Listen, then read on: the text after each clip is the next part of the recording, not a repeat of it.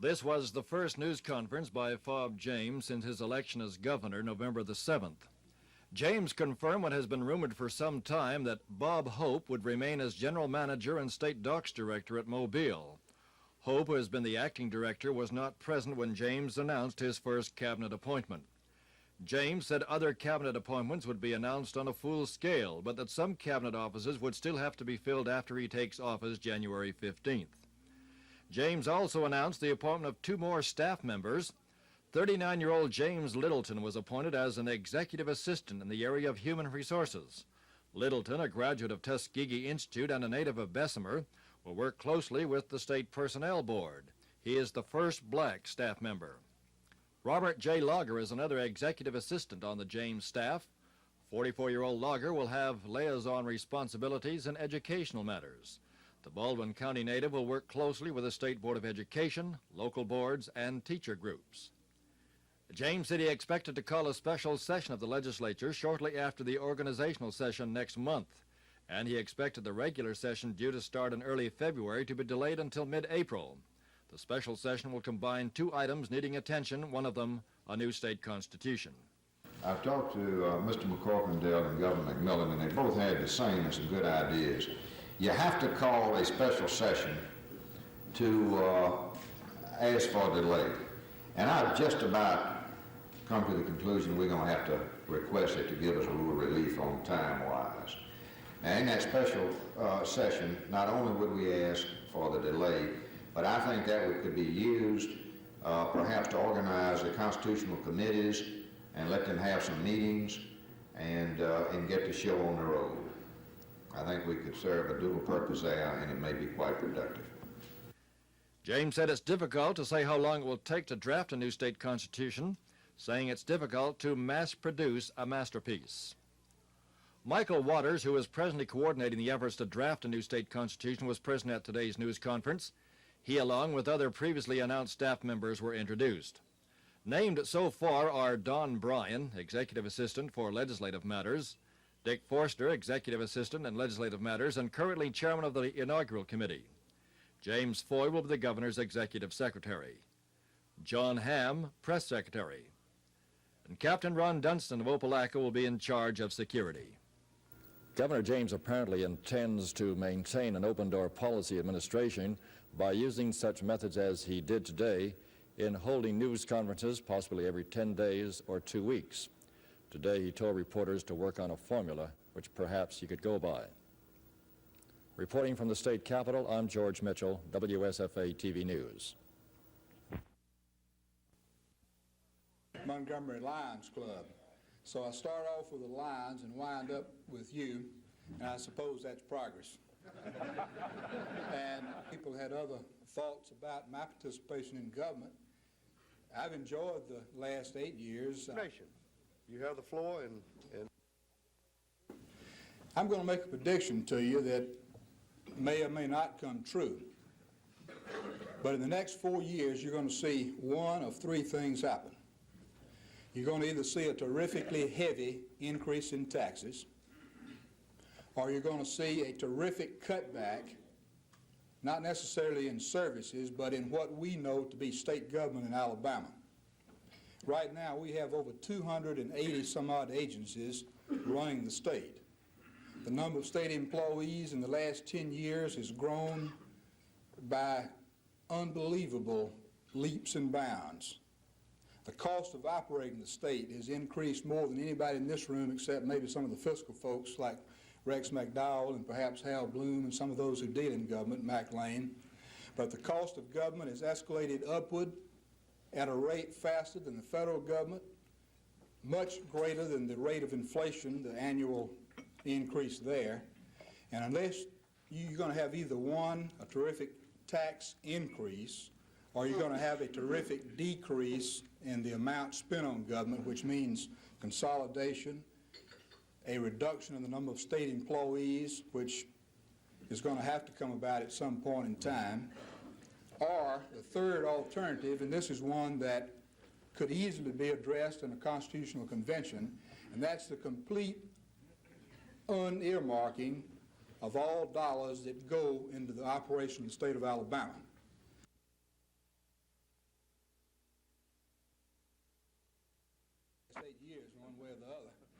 I'm going to make some brief remarks, and Ralph asked if I would open.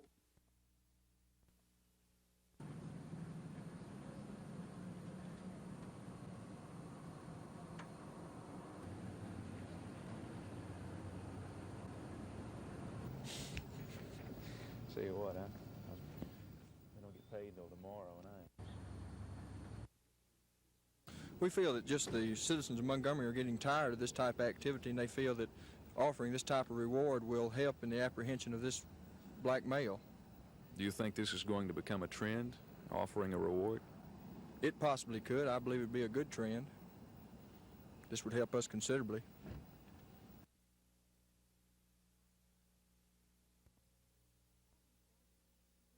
Agnes Baggett says she grew up in this office, so it was only natural to run for the job when the opportunity arose. Before being elected Secretary of State in 1950, she was the chief clerk and administrative assistant in that office. Mrs. Baggett says her election proved that you didn't have to know politics to run for Secretary of State. Her only platform when she sought the office was experience. She has held public office for the past 28 years, moving from Secretary of State to State Auditor to State Treasurer, back to Secretary of State, from there to State Treasurer, and finally back to Secretary of State. In presenting the papers to Marlo Howard, the Director of the State Department of Archives and History, Mrs. Baggett said she hoped that she would inspire other young people to seek that office. Afterwards, she talked about the past 28 years and her plans for retirement. I have made improvements in this office and did receive a lot of publicity. We microfilmed the land records here, and the people were delighted to have that done. And then we had to inaugurate the Uniform Commercial Code, which is a new addition, a new division to the Office of Secretary of State. And as these improvements were made and as new duties were placed in this office, the publicity that I would receive, I would place it in these records. And then when public appearances of mine also appear in the paper, and interesting articles. And one time they referred to me as taking over Dear Abby's program because I advised a young person about his marriage to a 14-year-old.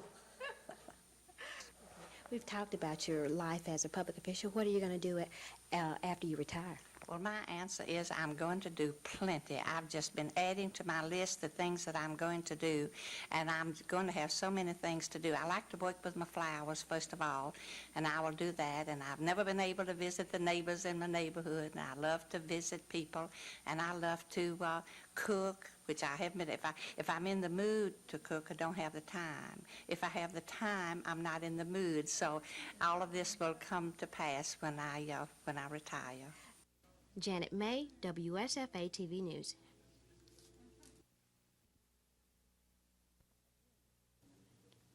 Appearing at the State Board of Education, Governor-elect Bob James indicated his strong interest in the educational system. I appreciate the invitation to attend. I'm delighted to be here as a private citizen. I can see that already. And, look forward to attending 95% of the meetings over the next 4 years. Thank you very much. One of James's main platforms during the campaign for office was the upgrading of the state's educational system, beginning with the basics. Also concerned with the basics is board member Isabel Thomason, who entered a motion that the board begin consideration of teacher competency testing. Now, is it too much to ask that our educators, not only our teachers, but the supervisors and other administrators of education, have to have minimum competency in the basic skills? Can we ask these students to be able to read, to write, to spell, add, and subtract, and not require that those who are teaching them have these basic minimum skills? Arguing against competency testing were board members Victor Poole and Marvin Gold, both arguing that attrition of faculty members would eliminate the incompetent, making room for new teachers who would fall under the new certification guidelines. If I understand Victor's argument, he's saying, well, we're going to let the old teachers retire and stay on to the retire and let the new ones come in, but we're going to put up with the teachers, whether they're competent or not. The issue was passed by the board and will be considered during the next month. At the next meeting in January, the issue will be brought up for possible adoption by the board. Some of the board members, however, were worried about considering the matter right now, saying they had enough competency-related irons in the fire at this time. Chris Grimshaw, WSFA TV News.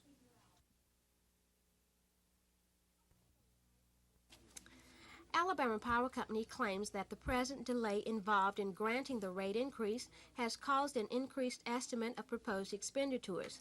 The company is now asking for $283 million as opposed to the $230 million earlier requested. Alabama Power estimates 1979 construction cost at approximately $685 million. It estimates loss due to construction delays at $400 million. One of the issues raised in Judge Phelps' order was what he termed the highly irregular and arbitrary billing practices displayed by Alabama Power.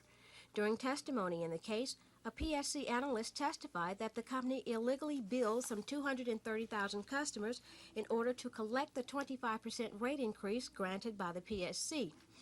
Spokesman for the Legal Services Corporation of Alabama, one of the interveners in the case, say they hope Alabama Power will use the same speed in refunding the money as it did when collecting it. Our interpretation of Judge Phelps' order is that the orders issued by the Commission on November 22nd were void, and that any monies that were collected by the power company, that is, any of the 25% surcharge that was collected by the power company, from that date to the time that Judge Phelps issued his temporary restraining order, should either be refunded by the company or perhaps credited to those customers who were billed and who paid that surcharge, credited to their next month's bill. I understand that the power company is going to petition the PSC for a rate increase. Do you all plan to intervene in that? Yes, we do. I have not seen the filing made by the Alabama Power Company, so I can't go into any of the details, but in general we intend to intervene and try to see that the final order is indeed just to both the public and the company. Now, Attorney General Bill Baxley also called the injunction a great victory for the people. However, Alabama Power Company spokesman Brian Allen says the company's faltering financial condition dictates a petition for an immediate increase. Just because that order was issued yesterday, the economic situation with the power company or the financial situation has not changed. Well, what has the power company done as far as a recourse? We are appealing that order, that court order, to the Supreme Court this morning. In addition to that, we're also filing with the Public Service Commission a new request for a rate increase. Well, how much are you asking for? Roughly $283 million, 282.9. The increase above what the Public Service Commission granted us on November 22nd is due to a later test year period, or the fact that our earnings have deteriorated further since that other testimony was heard. We asked the Public Service Commission this morning when we filed for the normal rate increase that if they saw fit not to act on the normal filing, to grant us an emergency relief based on the amount that they had already approved in the November 22nd order. Janet May, WSFA TV News.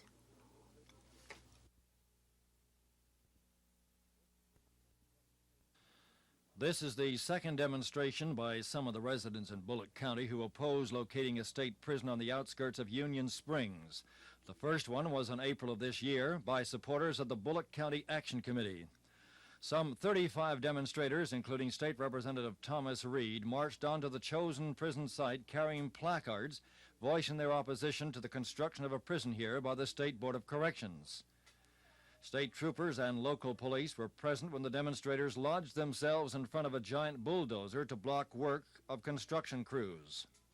The residents say they oppose the prison because the people have not had a voice in the selection of a site, and that the county will suffer from the added burden on its economy.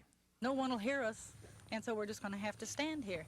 Our probate judge says that really nobody in Union Springs cares about a prison, and we've given 6,000 petitions, almost 4,000 petitions, and we're being laughed at. We have no law here in Union Springs. The inmates who come to this prison are going to be in a county where there are no job work release programs, the medical facilities, the people who work at this prison are not going to be people who are sympathetic or from the same kind of background that these inmates who are coming here for. A prison in this county violates the federal judge's recommendation of where they ought to build a prison is in North Alabama. That's where the prisoners come from. I want to voice another objection that the people in this country have against this prison. It was the underhanded, sneaky tactics that was used to bring it about. The people didn't have a choice. It was arranged, approved, before the general population even knew it was going to be. Was that arranged by people here in Bullock County? That was arranged by our local elected politicians. And some of them have just enough sense to get out of the rain. The demonstration drew support from the National Moratorium on Prisons, headquartered in Washington, D.C., contending it would be a monumental waste of tax money. Billy Brabhams, chairman for the Bullock County Action Committee, said it's difficult to determine how much demonstration will be necessary in order to get the attention of the Board of Corrections and to make them realize a prison is not wanted in this area.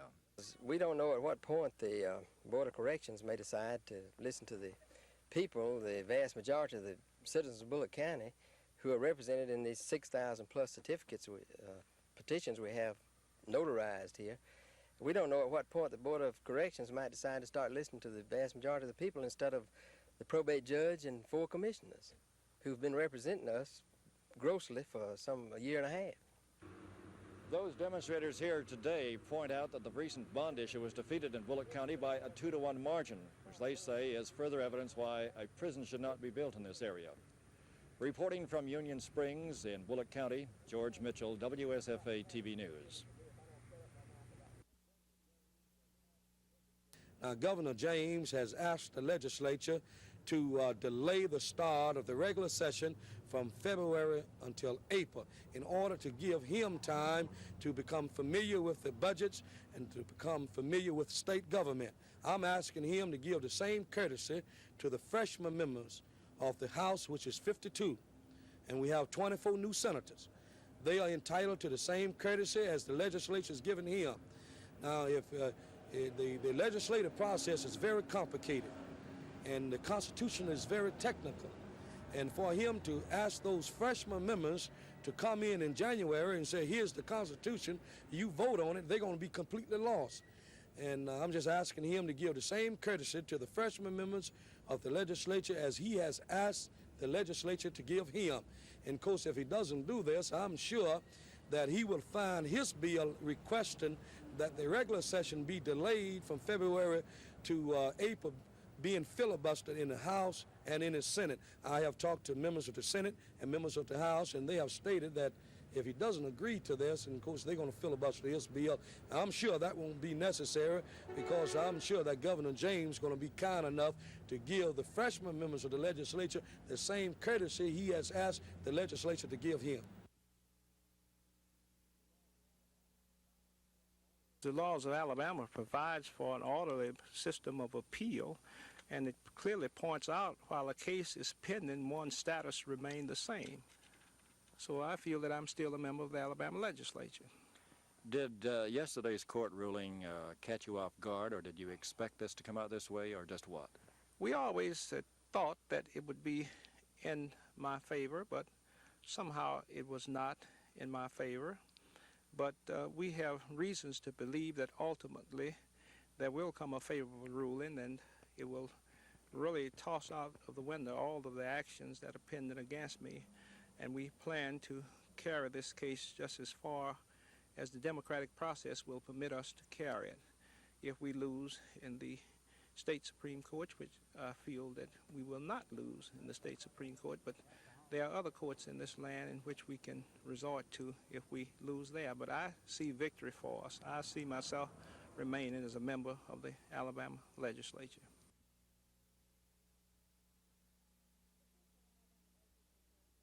The Central Alabama Aging Consortium is sponsoring the Christmas party, and the consortium is composed of the local units of government from Autauga, Elmore, and Montgomery counties. How old is this program? The consortium was formed in November of 1975, and this is the third Christmas party sponsored by the consortium. What type of activities have you got planned for the people who are coming today? There is dancing, music, singing. There's been a talent show. There are refreshments, games. We've tried to plan activities that everybody could enjoy. Has the response been good? Yes, we've had a very good turnout today. I think we've probably had about 1,000 people. From 3 counties? That's correct. The power company says Governor Wallace's attack on the utility is unrelenting and unreasonable. Power company spokesman Bryant Allen had a lot to say about the Wallace accusations. The governor himself is the person that has put us in this position, and the board of directors and the management of this company has no choice. They just don't have the money coming in to continue the construction program. So we have to shut down the expenditure of the largest amounts of money, and that's the construction program. You know, Norman, the rate structure right now does not generate money to build new plants and generate facilities. So the money that we need to do this, we have to borrow. Now, the rates coming in right now do not allow us to borrow new money, so there's no choice. We have to shut it down. There's no hostage effect in this at all. And the governor has caused this predicament. All right now, if the rate increase was allowed that the company is asking for, how many more rate increases would Alabama Power ask for? How long is inflation going to increase? I could answer your question if you'll answer that one. Well, I'm not here to answer questions. I don't represent Alabama Power or the governor. The governor himself has spent $200,000 of taxpayers' money to get the management of this company audited.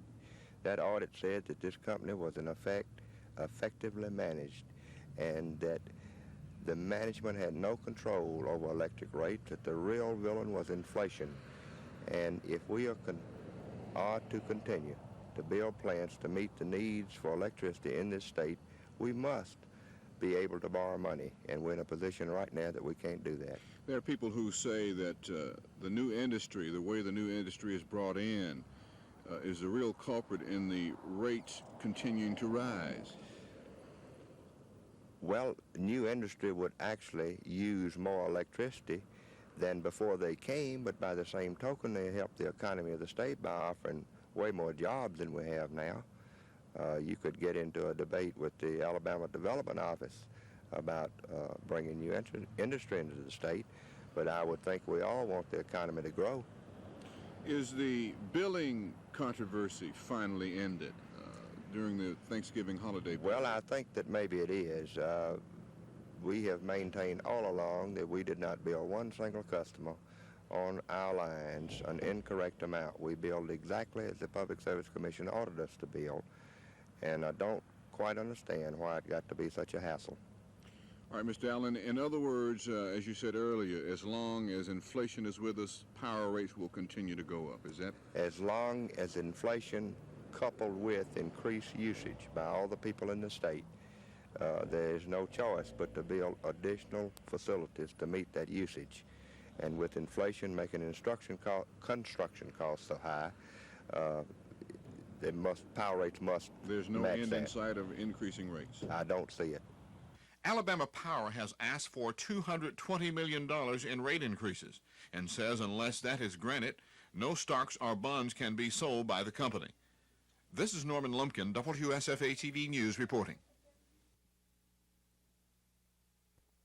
Now on the belly ramp, I used to have around 4,067. I know what that is.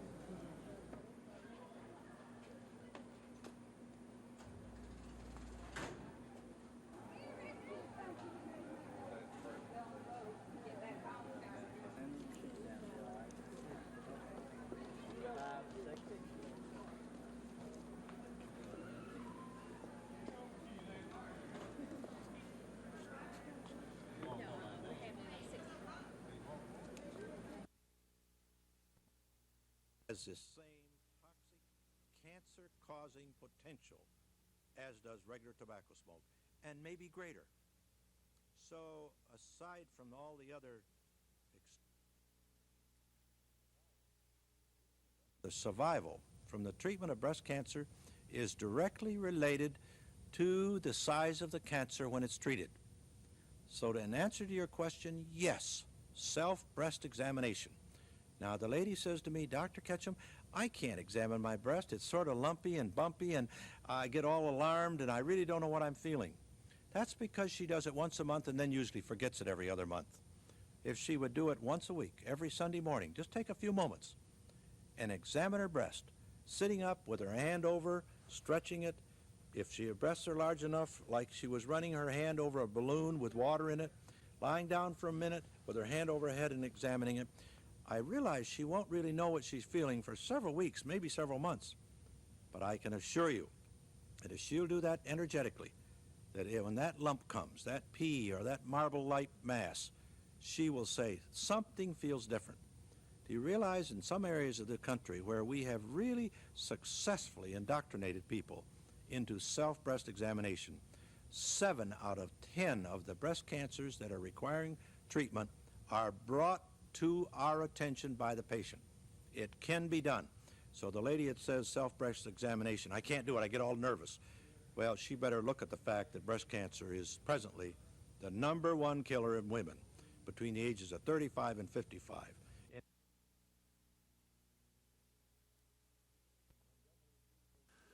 Montgomery's 3 state senators and 6 House members were invited to sit down and to talk about legislative matters with the Montgomery League of Women Voters. 3 out of the 9 made it, 2 from the Senate, 1 from the House.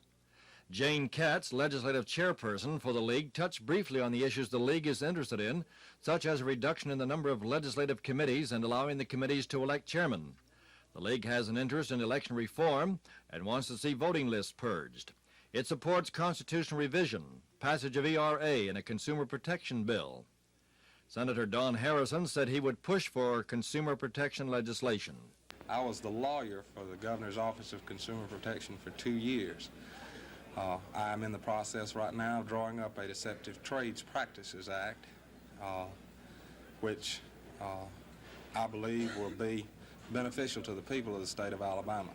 Now let me say that my Deceptive Trades Practices Act will not, hopefully will not, cause a tremendous amount of regulation and problems to the businessman and woman in this state, the legitimate businessman and woman.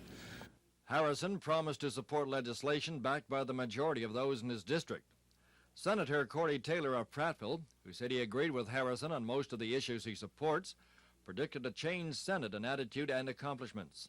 Taylor wants the legislature to set a definite timetable to deal with budget matters.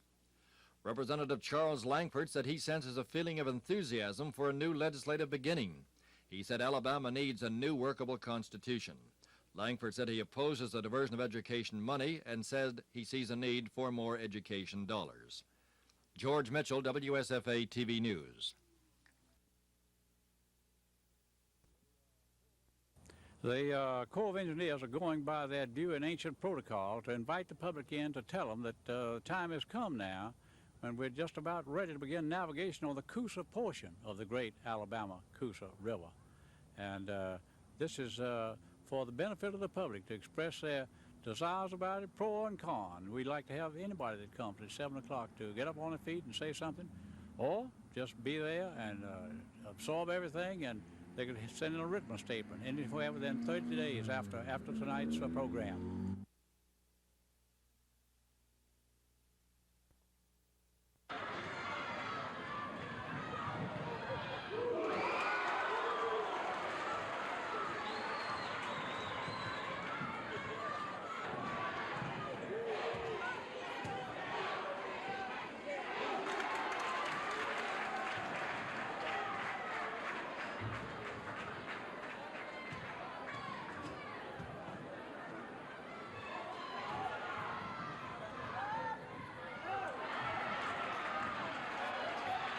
Well, Lonnie Nixon has grown 2 inches and put on about 25 pounds since last year. He lifted weights all summer, and he's got a lot of heart. He really plays hard, and you just enjoy watching him play because he puts everything he's got into it. What does he need to improve on to become a college player? Well, he's worked real hard on his shooting. I think he can play forward in college, and I think his future's ahead of him because his coordination and everything is really improving day to day, and I think everything he's going to be doing is going to be better in the future. And Greg Vinson has more experience, I guess, than Lonnie does. Yes, Greg's got just natural ability. He just been really blessed with natural ability, and when he's had a little knee trouble, and people have been asking me, say, well, why hadn't Vincent been scoring as much? Well, he hadn't been shooting as much. He's got a real good shooting percentage, but he just hadn't been getting the ball that much. And with the way we play, if you see the way we play, you know that he's a man that gets the ball off the board, he and Nixon, and get us running. And we like to run as much as possible.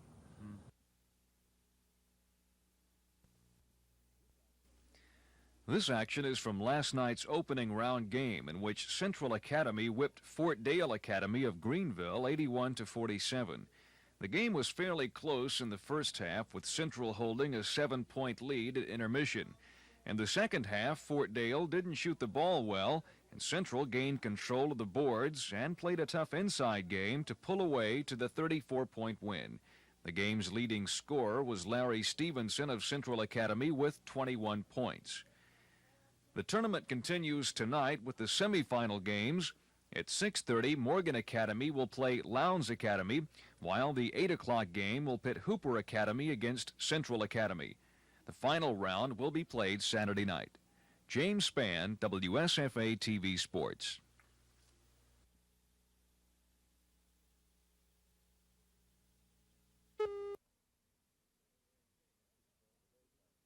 During the daytime. Right now, the morning showers extend from the Great Lakes through the Ohio Valley, Dayton, and Columbus. Morning showers through the mid-Mississippi Valley, with some thunderstorms that have developed now. Also, Harrison, Arkansas has a morning thunderstorm. In Arkansas during the day, we'll get some heavy rains, more than an inch in some spots, with a combination of cold rain and drizzle into the panhandle of Texas, while 2 to 4 inches of snow fall through parts of the Rockies of Colorado into northern New Mexico and Arizona, where it's a cold morning, temperature at freezing, while it's still mild in the east. Memphis early this morning, temperature about 70 degrees. At the same time, Butte, Montana has a temperature of 16 below zero, and Big Piney's now down to 19 below zero, and the temperature's still falling. I'm forecasting a cold day, as you might expect in the northern Rockies through the northern plains, with some lingering snow flurries around the Great Lakes. But in northern Minnesota, for the most part, the snow accumulation is over. Rain showers by the afternoon will move into New England, while it remains rather mild right along the east coast with partly sunny skies. Showers dotted from the Tennessee Valley, and then that cold rain and drizzle spreading through Oklahoma and central and southern plains as the day wears on. By tomorrow, the snow line will advance into the Texas Panhandle.